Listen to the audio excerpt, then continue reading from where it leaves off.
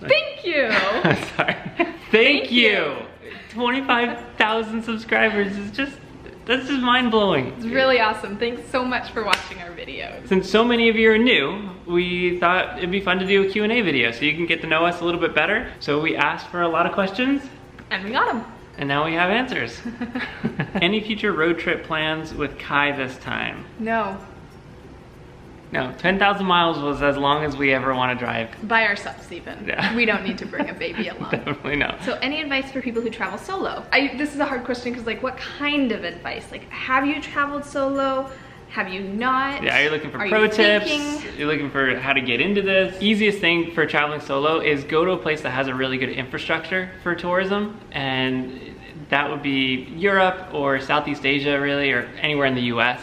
But going to one of those places, you're going to be with a lot of other travelers, you're going to be with a lot of other tourists, and it's easy to get around and navigate because it's all set up for you. What my mind goes to is like to try to be open and outgoing. So even if you're a really, what's it called, introvert, I am, really try to put yourself out there and make friends with, like, if you're staying at a hostel, and stay at hostels, you'll get interesting stories from it, even if it's not perfect. But yeah, put yourself out there, make friends, because even though you are solo traveling, it's a really great chance to meet people who have the same interests as you and to experience those things with somebody, even though you might be traveling by yourself. Use your common sense, especially being a female traveling, like, be aware that there are dangers out there and just use common sense and make smart decisions. My biggest advice for traveling solo is to find a place that you really, really want to go visit. Just are super passionate and excited to see that place,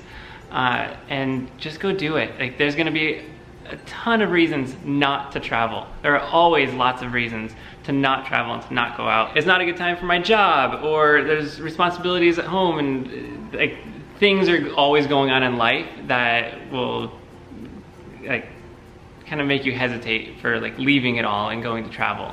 Put that adventure ahead of it all. If you do have more questions or specific questions about solo traveling, we have both traveled solo. We have both traveled with Kai. Have you traveled with Kai alone yet? Not I have traveled with Kai alone. Yeah. So if you do have any specific questions, feel free to ask them in the comments below or shoot us a message. Yeah. The question is, what inspired you to share your journey on YouTube? And I am going to roll that one to this guy. I actually started before YouTube on a different platform called Rever, which no longer exists.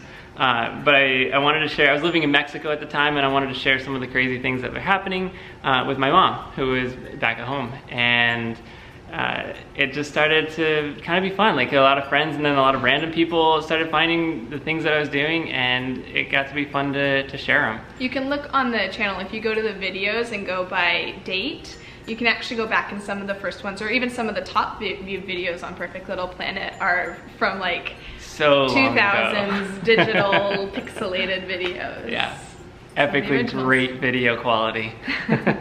What are your roles when it comes to travel planning?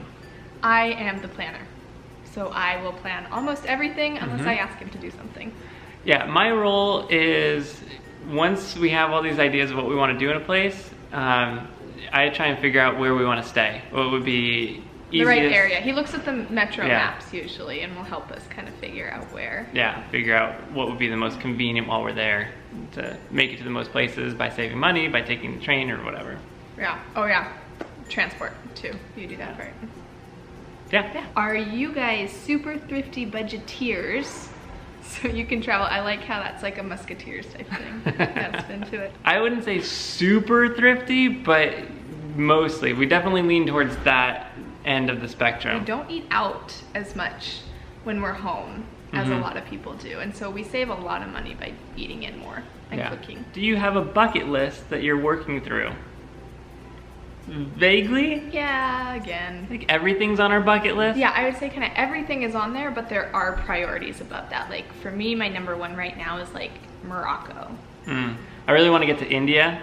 I'd love to see the Taj Mahal and just eat all the food. And an African safari is high on the list. Yeah, but that's like high on the list, but we're like, we can do that when we're 60. We can sit. It's an easier one to do, yeah, as a group when we're older. So It's like high on the bucket list, if you want to call it a bucket list, but also at the same time, like low priority. For right now. For right now. Yeah. But I definitely want to. The bucket list is extensive. It's not really a bucket list, but it is. Yeah. What are your bucket list countries? Kenya. I really want to do a safari. I want to go to the Giraffe Hotel. That's not a country. That's No. also Kenya though, so we can hit that. Well, that's what I think of it. I want to explore Indonesia more. We went to Bali, but there's That so doesn't much really more count. to see in the country. Yeah. Yeah. Not, I mean, it counts not as Indonesia, right? Yeah, it's like its own. I feel like it's its own Bali's little its own thing. thing. Yeah. Look who's awake. And Kai, you woke up for a good question. They would like to know any of our horror experiences. It specifically says not horror like ghosts. Well, not only ghosts. Do you have any? No, I don't think we do. I think we have some really bad mistakes. Mm-hmm. Hawaii. Yeah, Hawaii, which is in a video. We also forgot to stamp our validate our train ticket in Italy one time and got charged €100. Yeah, €50 each. Maybe that Beijing Airbnb. Remember, she was trying to message us on Wi-Fi, but we were traveling. We didn't have Wi-Fi, and then we got to Beijing. It's in the winter. It's in like 11 o'clock at night. It's a little after 11 o'clock at night. We're looking for the place that we rented for tonight. It is in a hutong, so good luck to us. Old school village kind of place, and we could not find it. And Oh, yeah. we were just trying to go into random people's houses. We did walk into somebody's house. Yeah. And it wasn't the right one. We did find it though, amazingly. We found it. Yeah. And it was because there was like 4 streets with the same name. And so we had a hard time. China. But I guess the horror part of this is that like the bed wasn't made, there were used Q-tips in the trash. Ultimately, Yeah. like it hadn't been cleaned. It's lovely. You can't smell how bad it smells in here, but I'm gonna go out. So we were sleeping in like somebody else's sheets with no heat. Yeah, we slept with our full-on winter gear Yeah. on. Yeah, It was good a fun times. night. Yeah, I guess thinking about that, like horror story is really how you take it. Like, if you want to focus on all the bad things, it could be a horror story, but we look at it now as like a crazy memory. Yeah. So what is our next big trip? And is there somewhere, second part 2 of this question, is there somewhere we'd like to travel that we keep putting off? Come on up. Oh, there. So a big trip is kind of relative, because when you look at the trips that we've done, you know, like 3 months backpacking around Asia or trips to Europe and stuff, a big trip has to be pretty grand. But I mean, we're going to Disneyland in a couple of weeks. We're going out to New York in November. Maybe Hawaii. Alaska in December. Yeah. Oh, maybe yeah. Hawaii. We are in the process, I would say, of planning our next big trip for us. Yeah. Somewhere that we have kept putting off. I think Hawaii was the thing we had kept putting off for a really long time. Took us 9 years in our marriage to get down to Hawaii. And that's such an easy one to go to. Solo travelers, go to Hawaii. That's a good one. I would say Yeah. there isn't anywhere specific that we've put off, because the way we plan is kind of just by where tickets are cheapest. And that we're we super flexible. wanna make. And We're so like, we want to travel in the fall, and then we're good to go anywhere. And so whatever the flights are less expensive, that's where we go. have you ever had something happen during your travels that you thought would be horrible that turned out great? Yes. I have Okay, one. go. So we were in Siem Reap, and Issa's trying to convince me to go get a foot massage at a ladyboy place. And I didn't think... it was at a night market, and there was a ladyboy show on stage, and then like a bunch of foot massage chairs out there. And I am not a massage fan. I'd only gotten, at that point, 2 massages, both of them in Thailand. And if you've ever gotten a Thai massage at Wat Po in Bangkok, they try and destroy you. Like, they break you in half, and it is not a pleasant experience. If you have not had one of these, that is not actually what's trying to happen. It's so accurate, though. Anyway, so I thought a foot massage, I would come out with broken feet, and I was not excited about this, but it was only $2.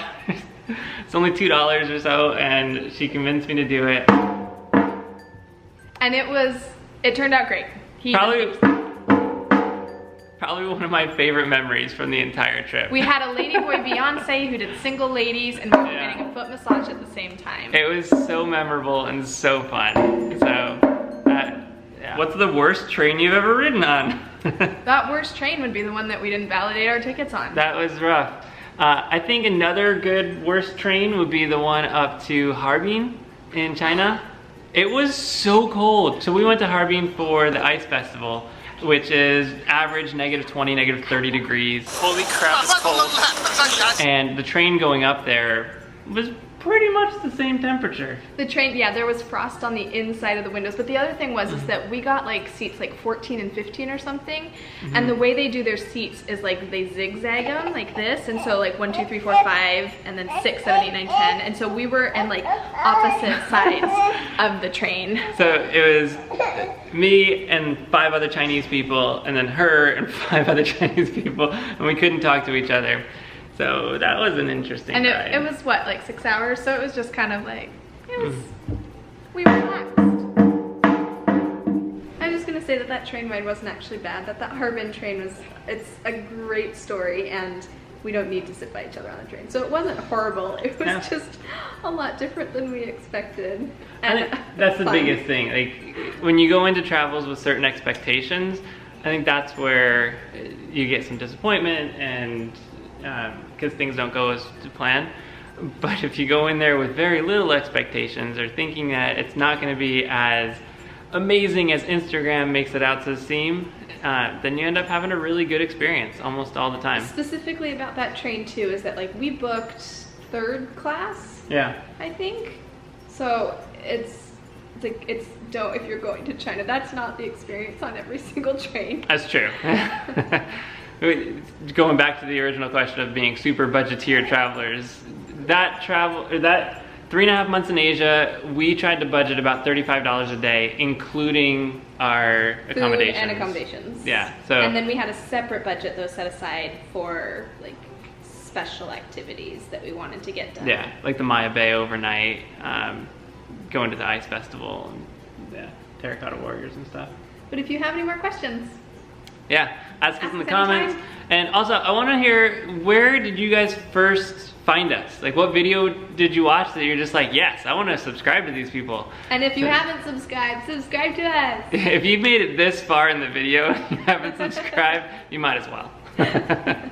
So anyways, thank you so much for watching, for commenting, for all your support and love. Like, we cannot thank you enough. This has just been so much fun to share our adventures and experiences with you.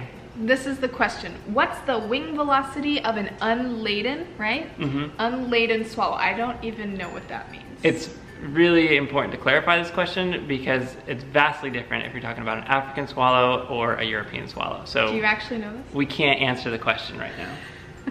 Sorry. You think that's funny? When we jump around.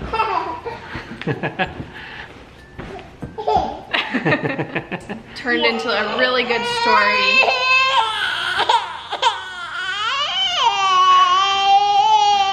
Okay, you can go back down. You can go back down. Such a